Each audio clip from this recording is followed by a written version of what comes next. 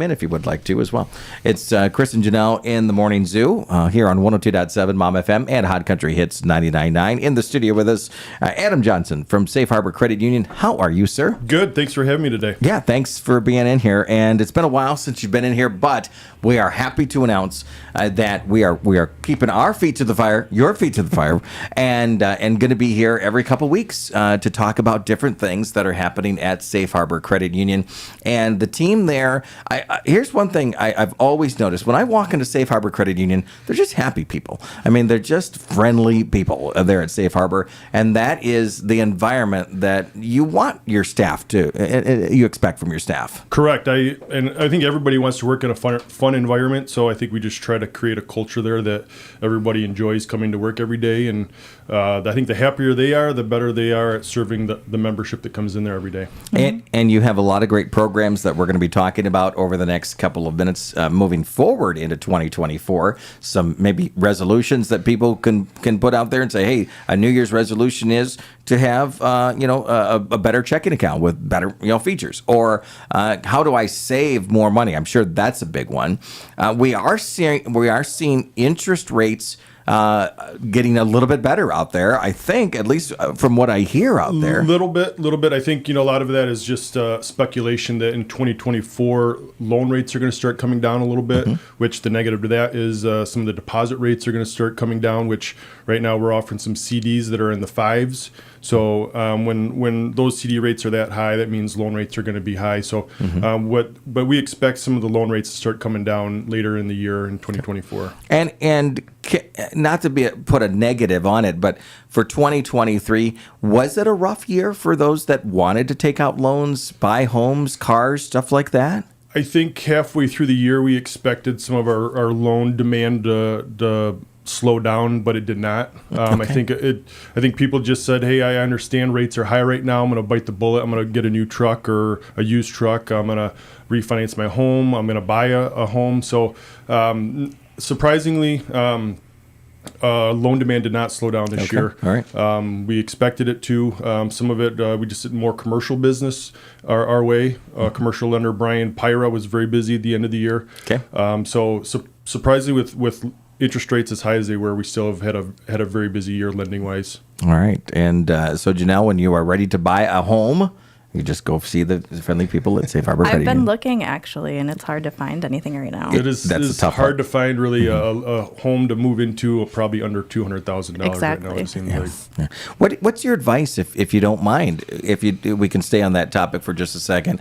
If somebody is or does find that home, what are those initial questions, or where are we starting? Obviously, you have your team there. We want to direct them to the right person, but people want to be comfortable and be in their kind of their own kingdom and castle. I think if someone's interested in buying a home right now, it's best to go into your financial institution, the place you feel comfortable sitting down across the table with somebody and just getting that process going right now. Even though maybe you don't have the house right now, you're not really sure how much you can afford, go in right now and try to get pre-approved and just let that hang out there for a little bit. And we can always update that pre-approval. It's generally good for 90 days. But what we're seeing right now is people maybe find their dream house they want to buy right now. They want to put an offer in right now, but maybe they haven't really sat down with somebody. So they come in on a Monday and say, hey, I found this house over the weekend. Can I get pre-approved? Kind of by the time they get pre-approved, which we can do that, that day or the next day, we do it relatively quick. But generally by that time, that person's ready to put an offer in. Maybe there's already a couple other offers that have been in that maybe have been accepted. So the good houses right now seem to go pretty quick. Yeah. So just kind of be ready. Maybe you don't have that house in mind right now, but come in, get pre-approved, and just kind of let that hang out there for a little bit until you can find that right house. And then that way, when that house comes on the market, you can act real quick. I always wondered about that in the environment. We talk about that not every day, but we talk about it regularly, that there is, as Janelle mentioned, not a lot of houses. And when they do go on the market, they're snapped up pretty quickly. Does that mean your team, how quickly can your team act react, I guess it would be, when somebody walks through the door and says, "I found one"? I mean, what is that like? Sometimes it's really kind of up to the borrower. We always need to get information from the borrower. And if someone is a hourly or salary employee and is bringing a W-2 or some pay stubs, we can get them pre-approved that day generally. It's the ones that might be a little bit more complicated. Maybe they're a self-employed borrower. They've got multiple business and trying to figure out, looking through their various tax returns, how much they can afford can take a little bit longer time to do that. But yeah, we generally can get it done within a day if the borrower brings us the necessary items that we need to look at. Because I would assume, Janelle, that just like you mentioned, I mean, people they're urgent to get that without losing it, right? Yeah, and you're excited when you're looking for a house, and then when you find it, you're like, oh, the house of my dreams, and then snatch. And I saw a house the other day. It went up for sale. I guess I think it's already closed, but it went up for sale. I'm like, boy, that is a very good price. And the realtor suggested to the buyer that we're working with that they should offer like maybe $5,000 over list price. So you're going to see that a lot, which can be heartbreaking at times, or someone say, "Oh, I think I can afford that price right there," but then when the offers start coming in, people are offering well over that list price. In some cases, that can be a little bit heartbreaking. So it is a tough time to be out there looking for a home for sure. Yeah, but it's nice that you're in our corner when we find that gem, that house of Janelle's dreams, as it would be. If you're just joining us, we're talking with Adam Johnson from Safe Harbor Credit Union, president of Safe Harbor Credit Union. We mentioned this on the radio just before you got here, but congratulations on your appointment to the Chamber Alliance of Mason County, the board there. Thank you. Looking forward to some goals, I would assume. What's that vision for you? I've only been to one board meeting so far, but I'll probably learn a lot these next few months attending the board meetings. But always interested and looking forward to working with the chamber. And obviously, they put on a lot of events throughout the year. With end of the month, the Brewfest. So just volunteering my time for those events. I generally attend a lot of those events, but I'll be there maybe volunteering if they need me. All right. If you're just joining us, we're talking with Adam Johnson, Safe Harbor Credit Union. Let's talk recap of 2023 just slightly. It was a successful year, and you want to be out in the community, and it looks like you did quite well with you and your team. I believe, and I use the word required, but there's probably a different word for that, but you have your team provide volunteer hours, and that's a crucial part of their employment there. Correct, and we definitely don't make it mandatory. It's kind of our culture, though, that so many people want to get out there and do things to help around the community. Like highway pickup, highway trash pickup. We go up down PM Highway and clean up there. Plant petunias. We not only plant them, but we weed them throughout the summer. So it's just people just kind of volunteering their time. Sometimes it's during the workday, that's fine, or on the weekends. Just trying to do some things that have a positive impact in the community. And other things that we've done, maybe we didn't have to do a whole lot of work for it, but we were out there kind of trying to raise money for various causes. Like the one most recently, I think that was, trying to think if it was before Thanksgiving or after Thanksgiving, but our food fundraiser for the G2S Academy, for their food bank, where we raised well over $5,000 worth of food. And then we also got a lot of cash donations from individuals that allowed us to go back into the stores and purchase some things that maybe that weren't donated that the pantry still needed. Absolutely. Do you see that the community, and I'll bring you into a conversation that I had with my partners here at the radio station yesterday. We were looking at moving from our current bank that we hold for the radio station to a new one, and Safe Harbor came up as an option there. And so my question is, do you see, or have you seen some movement in people moving their accounts around recently? And if so, what's that reason? What's happening out there? Definitely. I think besides just our volunteer time that our employees put in, we do also like to sponsor various events, as you know, like Gus Macker. So cutting a check to nonprofits to sponsor their events, where that check, we're sponsoring it, but it might really go to help their bottom line or allow them to provide various events or services throughout the community.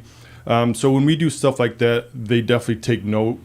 And They really appreciate when we do assist them in those cases. So I think, we do it once, they thank us for it, but we do it over and over. They were like, hey, let's maybe look at Safe Harbor because they're really supporting us. So let's maybe try to support them. So 2023, we saw a lot of businesses maybe open up their accounts at Safe Harbor because of over the last few years, we've really stepped up our game and tried to assist a lot of those nonprofits in the area. That's great to hear. What can we expect for 2024? What's the vision of Safe Harbor that we can share with the listeners this morning? Well, we had a great 2023. And part of that was because high interest rates on loans helps our bottom line, obviously. But we have CDs out there that we're paying well over 5%. So trying to assist some people that way.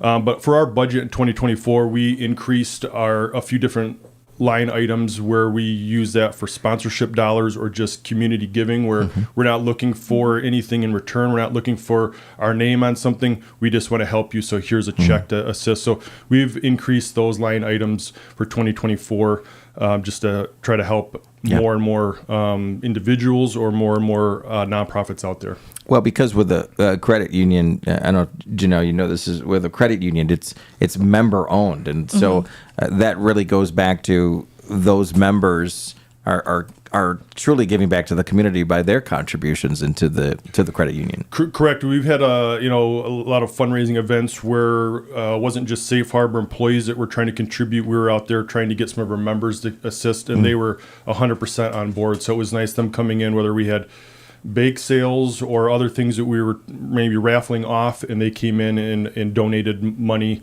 trying to help that cause as well. Any pies in the face in the near future? Hopefully not for another maybe 10 months or so. Okay. So creamy white pie stuff is not my favorite. Yeah. So when they get put in my face, it's not my favorite thing to do, but I definitely take it for a good cause. That's for sure. And it's funny. It's seriously lemon meringue. What? The coconut lemon meringue. What was the last one? There were some pies flying at that. Do you remember? I can't remember what it was. I just kind of plugged my nose and took it. There you go. If you're just joining us, we're talking with Adam Johnson, Safe Harbor Credit Union.